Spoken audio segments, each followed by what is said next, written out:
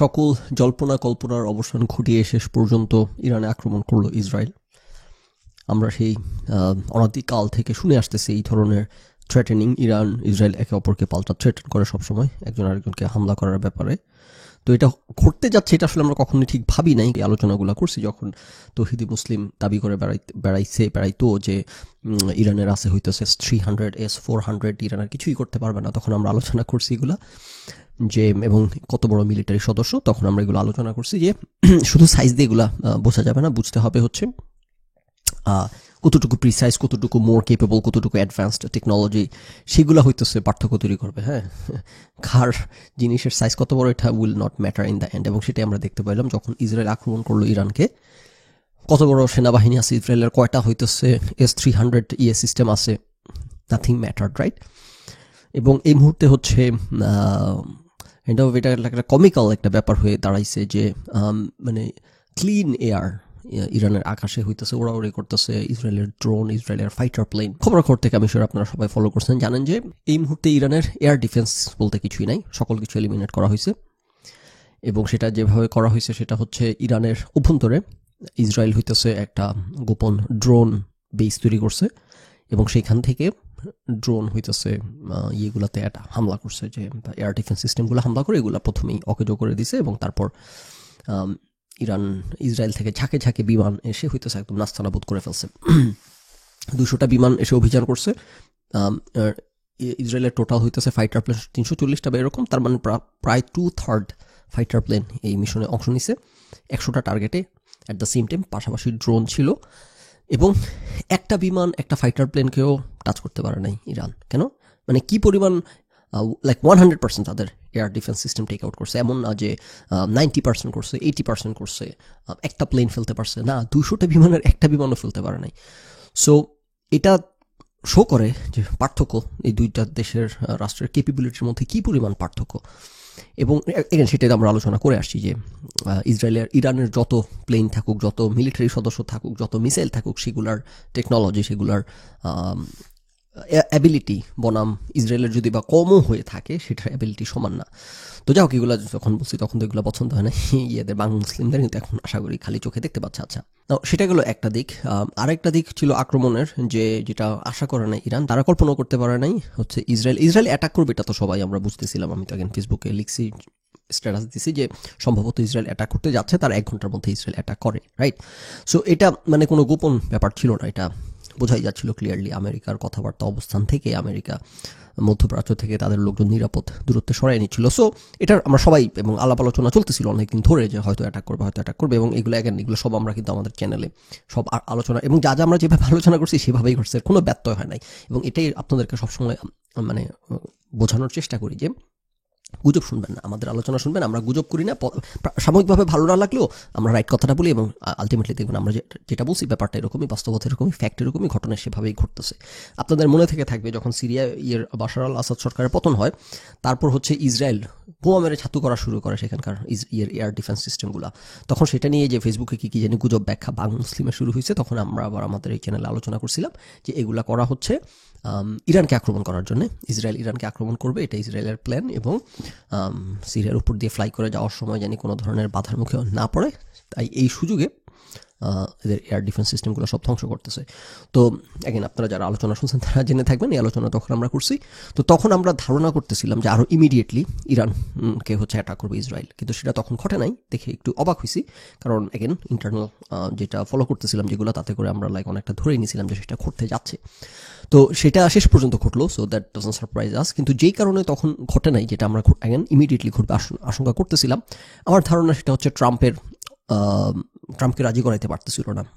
এবং ইসরায়েল তো সবসময় আমেরিকার সাহায্য চেয়ে আসতেছিল, এবং ট্রাম্প রাজি হচ্ছিল না বিধায় তখন সুবিধা করতে পারেনি। হাউএভার, যখন পরমাণু চুক্তি বিষয়ে ট্রাম্পের সাথে আলোচনায় ঐক্যমত্যে পৌঁছাইতে পারতেছে না ইসরায়েল, তখন ট্রাম্প যখন পিছু হটছে যে ওকে ফাইন, তাইলে তোমরা যদি আলোচনা টেবিলে না আসো বা আমাদের টার্মস মেনে না নাও, তাহলে পরবর্তী কনসিকুয়েন্স বা পরবর্তী ইয়ের জন্য আমাদের কোনো দায় থাকবে না, এরকম হাবিজাবি।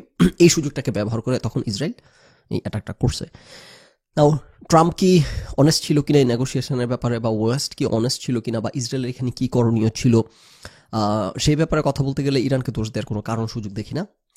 প্রথমত হচ্ছে যে মানে অবশ্যই মানে যারাই হইতেছে যাদের কি বলে আপনার নিউক্লিয়ার কেপেবল দেশ, মানে এটা আমার কাছে কমেডি লাগে, আইরনি লাগে, কিন্তু কিছু করার তো নাই, দুনিয়াতে এরকম, রাইট?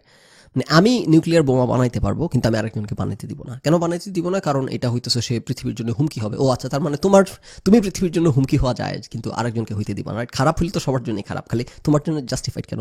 সো এটা একটা নির্লজ্জতা, একটা প্রকাশ্য নির্লজ্জতা, কিন্তু পৃথিবী এভাবে কি করবে না? এরকম অসংখ্য নির্লজ্জতা আছে যেগুলো নিয়ে আমরা কথা বলতে পারি, কিন্তু সেটা আমাদেরকে ফ্যাক্টের জায়গায় রেখে কথা বলতে হবে। গোবর এবং গুজব করলে তো হবে না, রাইট? আচ্ছা, তো ইরান একটা সফরেন কান্ট্রি।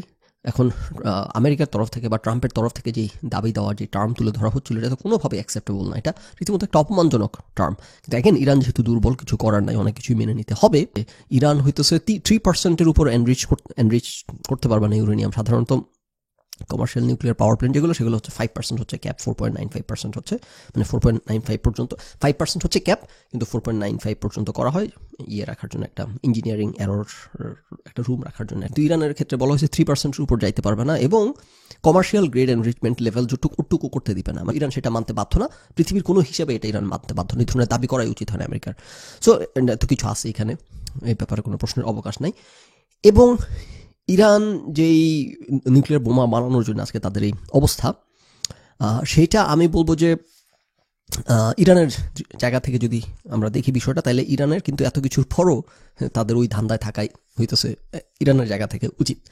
কেন? কারণ হইতেছে যতক্ষণ না পর্যন্ত তাদের হাতে নিউক্লিয়ার বোমা আসতেছে, ততক্ষণ পর্যন্ত তাদেরকেই ভাগ্যবরণ করতে হবে। 2 দিন পর এরকম তাদেরকে অ্যাটাক করা হবে, তাদেরকে পায়ের নিচে চেপে ধরে রাখা হবে, এরকম অযৌক্তিক টার্ম পেপার ঠেসে ধরা হবে, সেটা আবার না মানলে অ্যাটাক করা হবে, এটা চলতে থাকবে, রাইট?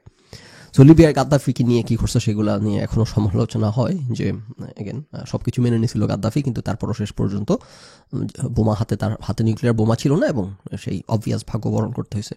সো পৃথিবীতে বর্তমান পোস্ট নিউক্লিয়ার পৃথিবীতে কোনো ডেটারেন্ট নাই। একমাত্র ডেটারেন্ট হইতেছে, একমাত্র এফেক্টিভ ডেটারেন্ট হইতেছে নিউক্লিয়ার বোমা, এছাড়া আর কোনো ডেটারেন্ট নাই, রাইট? সো এখন মুসলিম দেশগুলোর মধ্যে কার হাতে আছে নিউক্লিয়ার বোমা? মুসলিম দেশগুলোর মধ্যে পাকিস্তান ছাড়া কি আদৌ আর কারো হাতে আছে? চিন্তা করে দেখি তো, না তো। হ্যাঁ, রাইট, ইন্টারেস্টিং। শুধুমাত্র একটা মুসলিম দেশের হাতে নিউক্লিয়ার বোমা আছে, কারো হাতে নেই, রাইট? ইরান যদি তাদের লং টার্মে সে তার অস্তিত্ব নিয়ে সম্মানের সাথে টিকতে চায় এদের বিরুদ্ধে, স্পেশালি ইসরায়েল, তাহলে এই ডেটারেন্টের ছাড়া সেকেন্ড কোনো গতি নাই। না, সেটা করতে গিয়ে যে পরিস্থিতির মুখোমুখি হইতে হচ্ছে, এটা উতরাইতে পারবে কিনা সেটা হচ্ছে আলোচনার বিষয়। এখন ইসরায়েল যেভাবে টার্গেট করে ইরানের টপ লিডারশিপ থেকে শুরু করে, মিলিটারি লিডারশিপ থেকে শুরু করে, সায়েন্টিস্টদেরকে শুরু করে, এদেরকে যেভাবে করে করছে, এটা তো আমরা কেউই প্রিপেয়ার ছিলাম না। যেটা বললাম যে ইরানের যে প্রফেসর ভদ্রলোক, উনি পর্যন্ত বললেন যে আমরা এক্সপেক্ট করতেছিলাম যে ইরান অ্যাটাক করবে, কিন্তু এইভাবে করে আমাদের টপ লোকজনকে মেরে ফেলবে, এটা আমাদের হিসেবে ছিল না। এটা মানে সবাই শকড। এটা কেন এইভাবে করে করতে পারছে, কিভাবে এত প্রিসাইসলি করতে পারছে? ছবি টবি দেখছেন, ক্রেজি, রাইট? লাইক পুরো বিল্ডিংয়ের মধ্যে একটা ছিদ্র করে বেডরুমের মধ্যে ঢুকে মারছে, এবং মানে এটা তো লাইক ভাবনার অতীত যে কী পরিমাণ ইন্টেল এবং কী পরিমাণ টেকনোলজি এবং কী পরিমাণ প্রিসিশন তাদের মধ্যে। যে প্রত্যেকের, আমি শুনতেছিলাম আলোচনা যে গত 12 বছর ধরে এদের প্রত্যেকে হইতেছে ইসরায়েল করতেছে, ট্র্যাক করতেছে গত 12 বছর ধরে। এমন না যে মানে এখন তাদেরকে কীভাবে লোকেশন খুঁজে খুঁজে বের করে মারলো, একদম রিয়েল টাইম কে এখন কোথায় আছে, কীভাবে আছে, রাইট? তো এই যে 12 বছর ধরে এদেরকে ট্র্যাক করতেছে, ইরানও তো আমি শিওর যে তাদের সর্বোচ্চ নিরাপত্তা ব্যবস্থা নেওয়ার চেষ্টা করছে, যে তারা তো জানে যে ইসরায়েল তাদেরকে টার্গেট করে ধরে ধরে মারে, কিন্তু তাদের কোনো ক্লু ছিল না যে প্রত্যেকটা লোককে, প্রত্যেকটা মিলিটারি লিডারশিপ থেকে শুরু করে, সায়েন্টিস্ট থেকে শুরু করে, ফিজিসিস্ট, নিউক্লিয়ার ফিজিসিস্ট থেকে শুরু করে, এদের এভরি সিঙ্গেল ওয়ান অফ দেমকে প্রত্যেক দিন, প্রত্যেক মুহূর্তে, প্রত্যেক সেকেন্ডে ট্র্যাক করতেছে। ইরান চাইলেও এটা থামাইতে পারে নাই। সো এটা মানে সক্ষমতার পার্থক্য দেখায় যে কোন আকাশ এবং পাতাল তাদের মধ্যে সক্ষমতার পার্থক্য। না, কেন এই সক্ষমতার পার্থক্য, রাইট? সেটা এখন দেখেন ভাং মুসলিমদের জিতে থাকতে হবে তাদের খালি। আরে ভাই, যেটা সত্যিটা বল না, বলে তারপর নেক্সট আলোচনাটা আমরা যাই। তো শুরুতেই গুজব করে দিলে তো আলোচনাই করা যাচ্ছে না, রাইট? সো অবশ্যই ইরানের উপর হাজারো স্যাংশন আছে। ইরানের এলাই কোনো পশ্চিমা শক্তিধর রাষ্ট্র না, বা আমেরিকা না, যেখানে আমেরিকা তাতে সকল ইন্টেল শেয়ার করে সাথে, ইসরায়েলের সাথে। এবং সেইটা হইতেছে লাইক এটা কোনো অভাবনীয় ব্যাপার না, যারা এলাই কান্ট্রিরা একজন আরেকজনের সাথে ইন্টেল শেয়ার করে, এটাই তাদের মধ্যে এরকম। আমি শিওর না ঠিক চুক্তি আছে কিনা, আমার ধারণা চুক্তি আছে, বা চুক্তি না থাকলেও আনঅফিসিয়ালি এরা সবাই সবার সাথে ইন্টেল শেয়ার করে। তো আমেরিকা এটাতে সরাসরি অংশ নেয় নাই, রাইট? এই আক্রমণের মধ্যে, এবং ট্রাম্প ক্লিয়ারলি বলে দিয়েছে যে আমরা এটার সাথে নাই। এবং ইউনিল্যাটারালি ইসরায়েল এই অপারেশন নিচ্ছে। নাও ইসরায়েলের তো অবশ্যই একটা ধান্দা আছে বা ধান্দা ছিল আমেরিকাকে এটার মধ্যে ইনভলভ করার, হয়তো বা একটা মানে ধান্দা আছে যে যখন জিনিসটা বড় হয়ে যাবে তখন আমেরিকাকে আনতে পারবে বা কোনো একটা, কারণ ইসরায়েল কি হিসাব করছে আই ডোন্ট নো, কারণ ইরান তো তাদের কোনো হয়তো তারা প্রিসাইজ অ্যাটাক করতে পারবে না, প্রিসিশন অ্যাটাক হয়তো করতে পারবে না, তাদের হয়তো শত শত স্যাটেলাইট নেই বা খুব উন্নত প্রযুক্তির রেডার নাই, উন্নত প্রযুক্তির প্রিসাইজ নাই, মিসাইল নাই বা এগেন স্যাটেলাইট নেই, অত ইন্টেল নাই।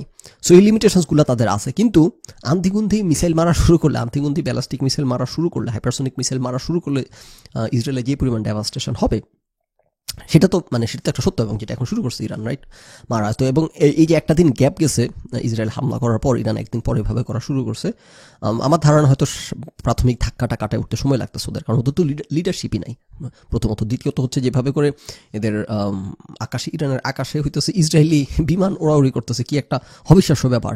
তাতে করে তারা তো মিসাইল মারার জন্য মিসাইলগুলো বের করলে সেগুলোর টার্গেট করে গুলি করে উড়িয়ে দিবে, রাইট।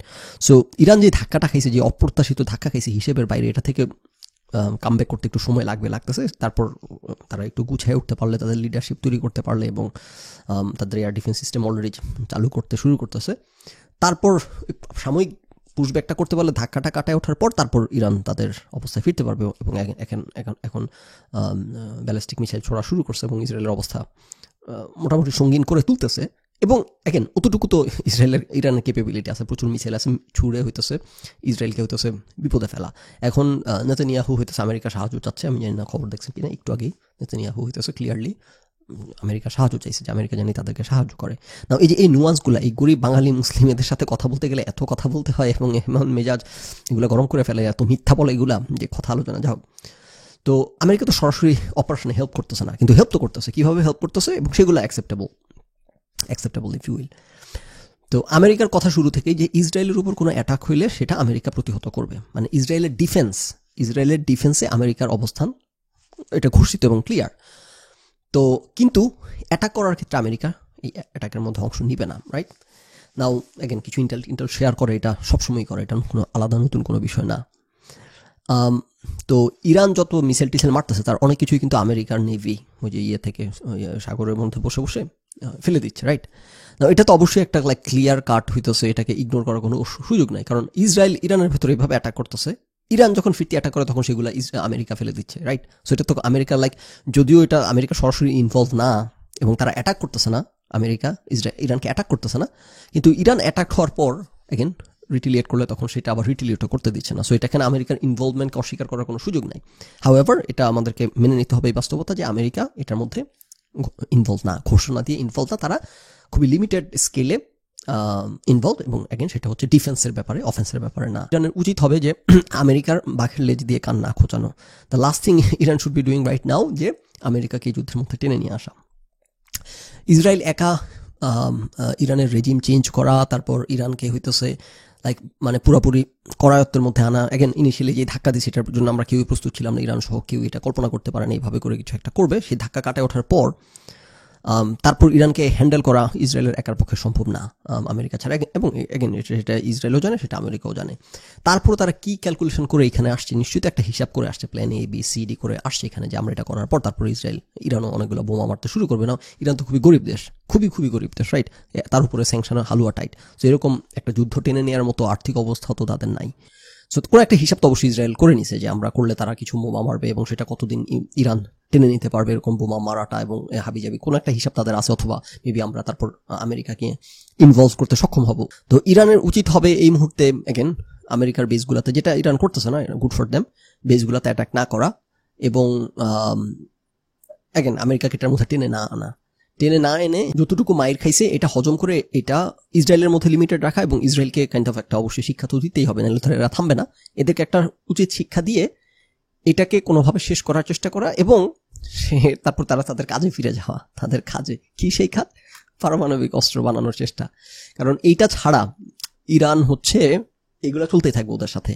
পৃথিবী সবাই জানে কিভাবে এনরিচমেন্ট করতে হয়, কিভাবে কি করতে হয়, কিন্তু সবাই তো করতে পারে না, এবং অবশ্যই তাদের উপর ওয়াচডগ থাকে না স্টাফ। সো চাইলেই খুব সহজে করা যাবে সেটা না ব্যাপারটা, কিন্তু থেমে গেলেও চলবে না। হ্যাঁ, এখন কথা হচ্ছে যে যখনই ইরান একটু আগায় আসে তখনই এরকম করে ওয়েস্ট ঘেটির মধ্যে চাপ দিয়ে ধরে আমেরিকা সহ, এবং এখন তো ইসরায়েল অ্যাটাকই করলো সরাসরি এবং কত বছর পিছিয়ে দিছে হুনোস। এর আগে তো এরকম আমরা আলোচনা করছিলাম এই চ্যানেলে, যে ব্যাখ্যা করে যে কিভাবে করে যে ওদের সেন্ট্রিফিউজ মেশিনের মধ্যে হচ্ছে কম্পিউটারের মধ্যে ইরানের একটা ছোট বাগ দিয়ে দিছিল ইসরায়েল। সেটা যেটা করছিল যে সেটা হচ্ছে সেন্ট্রিফিউজ মেশিনগুলো যেই গতিতে ঘুরে সেই গতিটা বাড়ায় দিছিল, বাড়ায় দেয়া যেটা হয়েছে ওই মেশিনগুলো নষ্ট হয়ে গেছে। সো তখন ইরানকে প্রায় 1 ডেকেডের মতো পিছিয়ে দিছিল। এখন আবার ইরান অনেকটুকু আগাইছিল, এখন আবার কত যুগের জন্য পিছিয়ে দিচ্ছে হুনোস। তাদের তো এখন সাইন্টিস্ট সব মেরে ফেলছে মেশিন। তারপর ইয়েগুলাতে তো সেন্ট্রিফিউজ মেশিনগুলো সাইডগুলোতে তো হামলা করছে, এখন রেডিয়েশন লিক হয়েছে এরকম কথা শোনা যাচ্ছে, যে ওই যেটা ইউরেনিয়াম হেক্সাফ্লোরাইড যেটা বললাম যে ইয়েলো কেক বলে আর কি, গ্যাসিয়াস ফর্মে যেটা ঘুরায় ইয়ে করে, তো এনরিচমেন্ট প্ল্যান্টে হামলা করায় ওগুলো ছড়ায় পড়ছে দেখে রেডিয়েশন ছড়ায় পড়ছে এরকম জানা যাচ্ছে। সো এনরিচমেন্ট প্ল্যান্ট ধ্বংস করে দিয়েছে, তাদের টপ মিলিটারি লিডারশিপ, তাদের টপ সায়েন্টিস্ট সবাইকে মেরে ফেলছে। সো ওখান থেকে কামব্যাক করে আবার এনরিচমেন্ট ওই জায়গায় নিতে ইরানের আরও কত বছর লাগবে। তাদের 500 কেজি না 300 কেজির মতো 60% এনরিচড ইউরেনিয়াম বোধহয় তাদের কাছে আছে এই মুহূর্তে, এমন কিছু। সো আবার অনেকদিনের জন্য পিছিয়ে গেছে ইরান। সো এরকম করে করে শেষ পর্যন্ত এখন যারা করছে তারা তো সফল হয়েছে, পাকিস্তান, ইন্ডিয়া থেকে শুরু করে যারা যেসব দেশই পারমাণবিক বোমা বানাইছে তাদের সবার উপর প্রচন্ড চাপ ছিল, তাদেরকে প্রচন্ড ওয়াচিং এর মধ্যে রাখা হয়েছে, তার মধ্যেই তো তারা সেটা করে বের হয়ে আসছে। এবং ওই যে কথাটা বলতেছিলাম যে যারাই সফল হয়েছে কোনো না কোনো ভাবে টেকনোলজি শেয়ারিং কেউ না কেউ তাদেরকে নানানভাবে হেল্প করছে। শুধুমাত্র একা একা তাদের পক্ষে করাটা মানে অসম্ভবের মতো ব্যাপার অনেকটা। তো সেক্ষেত্রে ইরানও একা একা ক্র্যাক করে ফেলবে এটা ভাবাটা মুশকিল না। এবং এগেন ব্যাপারটা কিন্তু শুধুমাত্র এরকম না যে আপনি এনরিচ করলেন, এনরিচ একটা হচ্ছে এনরিচ করা আর একটা হচ্ছে ওয়েপনাইজেশন, রাইট? আপনি এনরিচ করার পর 90% বা 100% বা 95%, 90 থেকে 95% এনরিচ লেভেল পর্যন্ত যখন এনরিচ করতে পারেন তখন সেটা ওয়েপন গ্রেড হয়। তো সেটা এনরিচ করার পর আপনি জাস্ট নিউক্লিয়ার ম্যাটেরিয়ালগুলো রেডি করলেন, তারপর সেটাকে বোমাতে বানানো, তারপর এটা একটা মিসাইলের মাথায় ফিট করা, তারপর সেটাকে গাইড করা করে নিয়ে ইয়ে করা, ওইটা আবার আরেক মানে ওয়েপনাইজেশন স্টেজে আনা, ওইটা হইতেছে আবার আরেক যজ্ঞ। অনেক আগে বোমা টেস্ট করছে কিন্তু ওয়েপনাইজ করে নাই। তারপর পাকিস্তান যখন ওয়েপনাইজ করে ফেলছে তখন ইন্ডিয়া সেই প্রজেক্টে হাত দিছে, রাইট? সেখানে অনেকগুলো স্টেজ আছে। যে কিছুদিন আগে গুজব বাজরা শুরু করছিল ইরান নাকি হইতেছে কি নিউক্লিয়ার বোমা টেস্ট করছে কোথায় কোন এর মধ্যে, 2 দিন পর বাংলা মুসলিম শুরু করে গুজব করা। তখন আমরা আবার আমাদের এই চ্যানেলে আলোচনা করছি যে এটা সম্ভব না, এইসব গুজব গোবর ছড়ায় লাভ নাই, রাইট? সো অবশ্যই আমরা জানতে পারতেছি ইরানের হাতে নিউক্লিয়ার বোমা নাই, থাকলে তো আর ইসরায়েল এগুলো করার সাহস দেখাইতো না। তো সেই স্টেজ পর্যন্ত যাইতে ইরানের এখনো দিল্লি বহুদূর। এবং সেটা যদি কোনো তাদের এলাই রাষ্ট্র, এবং পাকিস্তানের কি করা উচিত হবে? সম্ভবত না, কারণ কেউই কারো চিরকালের বন্ধু থাকে না পুরো রাজনীতিতে। আজকে ইরানকে ফ্রেন্ড মনে করে দিয়ে দিল টেকনোলজি বা শেয়ার করলো, কালকে দেখা যাবে যে ইরান পাকিস্তান শত্রু রাষ্ট্র হয়ে গেছে এবং হেল্প করে পরে তারপর বিপদ ডেকে আনছে। যেরকম চায়নাকে হেল্প করতেছিল রাশিয়া অ্যাক্টিভলি নিউক্লিয়ার বোমা বানানোর ক্ষেত্রে, তারপর চায়নার সাথে রাশিয়ার যে সোভিয়েত সায়নো ওয়ার বেঁধে তারপর হইতেছে তারা বেসিক্যালি রাশিয়া তার শত্রু রাষ্ট্রকেই হইতেছে দেখা গেছে শেষ পর্যন্ত টেকনোলজি দিয়ে বেড়াচ্ছিল, রাইট? সো এই কারণে আমার মনে হয় না কোনো রাষ্ট্রকে সে আলটিমেটলি হেল্প করতে চাইবে actively, even not even Pakistan. However এমনিতে নর্মালি ইরান নিজের মতো করে করতে চাইলে মনে হচ্ছে এটা করাটা লাইক অলমোস্ট অসম্ভবের মতো ব্যাপার, আনলেস কেউ তাদেরকে এখন গোপনে অ্যাক্টিভলি সাহায্য করতেছে। হাউএভার যেটাই হোক, এইটা হইতেছে ইরান হচ্ছে এখন ইরানের সাথে যা হচ্ছে এই ব্যাপারটা নিয়ে আমি ঠিক ওই যে হামাসের ব্যাপারটা নিয়ে যেরকম ক্ষুব্ধ ছিলাম যে প্যালেস্তাইনের বাসীর উপর যেই বিপদ ডেকে আনছে, এটা ইজ নট জাস্টিফাইড। এক্ষেত্রে আমি ঠিক এক্স্যাক্টলি সেটা মনে করি না। এক্ষেত্রে অনেকটাই জাস্টিফাইড যে শেষ পর্যন্ত বোমা বানানোর জন্য এই পরিমাণ সাফারিং এর মধ্য দিয়ে যাওয়া জাস্টিফাইড, কারণ সেটা হইতেছে সারা জীবনের জন্য একটা গ্যারান্টি দিবে। এবং ইরান এমন না যে হামাসের মতো দুর্বল একেবারে, লাইক ইরান যথেষ্ট শক্তিমত্তা আছে, তারা এই হিট নেওয়ার মতো তাদের সামর্থ্য আছে এবং হিট ব্যাক করার মতো সামর্থ্য আছে, এবং গাজার মতো অবস্থা ইরানের করতে পারবে না ইসরায়েল, আনলেস আমেরিকা সরাসরি ইনভলভ হচ্ছে। সো এখানে ইরানের কিছুটা practical, like we can see কিভাবে how can Iran make it work, right? যদিও অ্যাগেন অলমোস্ট অসম্ভবের মতো ব্যাপার। তো যাই হোক, এখন কথা হচ্ছে যে সামনে কি হইতে যাচ্ছে সেটা অবশ্যই বা দুঃখজনক ব্যাপার, যে এরকম একটা যুদ্ধ বাঁধতে যাচ্ছে। আমি আজকে গাড়ির মধ্যে তেল ভরে রাখার চিন্তা করছি যে তেলের দাম বাড়তে যাচ্ছে, ভুলে গেছি গাড়ি টাঙ্কি ভরতে হবে আজকে। তো আমরা আশা করব এটা বাড়বে না, আমরা আশা করব হইতেছে স্যানিটি উইল প্রিভেইল, এবং আমরা আশা করব যে এটার মধ্যে আমেরিকা জড়ায় পড়বে না। ইসরায়েল চেষ্টা করতেছে সর্বোচ্চ আমেরিকাকে এটার মধ্যে ঢুকানোর, এবং ইরান ভালো মতো ঘুরে ঠাটায় কয়েকটা থাবড়া দিতে পারলে ইসরায়েলকে, এবং ইসরায়েল যদি আমেরিকাকে ইনভলভ করতে না পারে, ইসরায়েল যদি বুঝে যায় সম্ভব হবে না, তাইলে ইসরায়েল আমার মনে হয় না আর বেশি দূর লাফালাফি করার সাহস দেখাবে।